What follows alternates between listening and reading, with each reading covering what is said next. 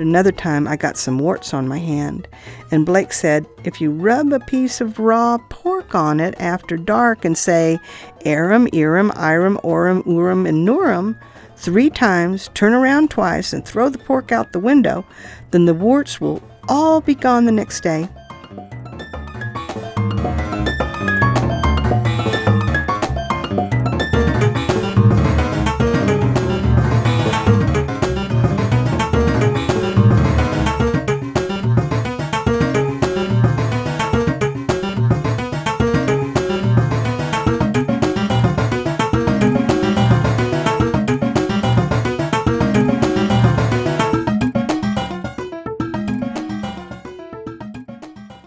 Well, I went over to Mr. Belcher's, and he wanted 22 cents for a little piece of pork.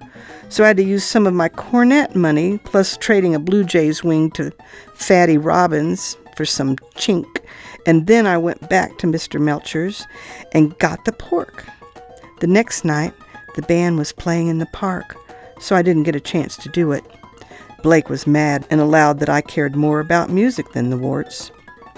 And then the following evening, when it was quiet and dark, I fetched the pork and rubbed it on my warts and said, Aram, Iram, Iram, Oram, Uram, and Nuram 3 times, just as Blake said, and turned around twice and plugged the pork out the window right through a gas light just as a gas man was coming along, and he yelled at us and jumped out of his wagon and went for us.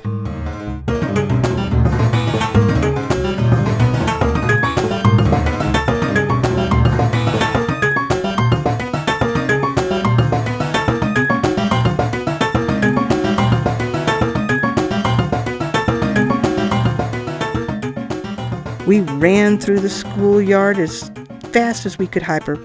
There is a hollow in the corner of the schoolyard by Homer Sharpton's backyard, and there is a little hole in the bottom of the fence where we crawl through when the football goes into his garden. We skinned through the hole just in time. The gas man tried to crawl through, but he couldn't. Then he climbed the high fence, but while he was doing that, we ran across the carriage factory yard and down the old brewery, up Elk Path, and home.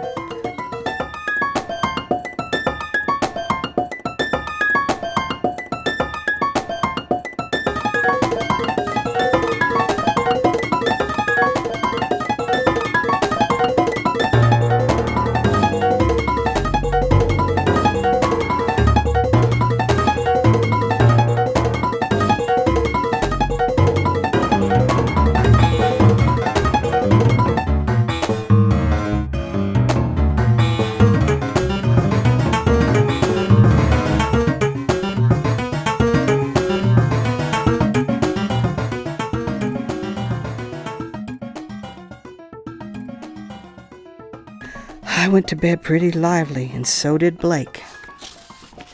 But gosh, we was scared.